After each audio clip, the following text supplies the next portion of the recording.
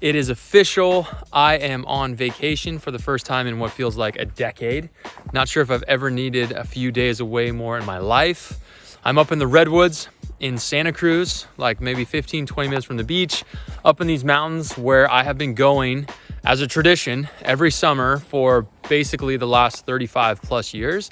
And thankfully, I've been able to kind of pass that down to my kids. And so my son, 11, my daughter, 8, have also been coming up here for pretty much their entire lives. And so in doing that, there's a lot of traditions that we have.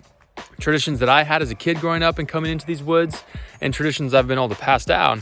And so I wrote about traditions because one of the things I love about coming up to the cabin is that there's always those few hours in the morning. Kids are still asleep. You come up, make some coffee, and this is your surrounding. And we have a deck. I sit it on the deck and I write, right? I'm not checking emails. I'm not on Slack. So for the first time, I can kind of decompress and write. So I wrote a new blog post and it was inspired on traditions.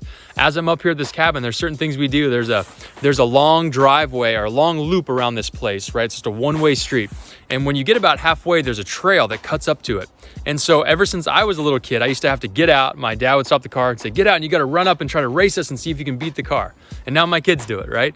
And so all these years later, hopefully one day they'll pass that down to their kids. And so I was thinking about traditions.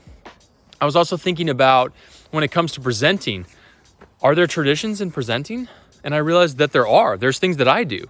You know, if you're an athlete, if you're LeBron James, you have traditions, right? You sleep a certain amount of hours, you eat a certain amount of food, you get up at a certain time, you drink a certain amount of Gatorade. Like all these things are actually traditions and they help you to be successful.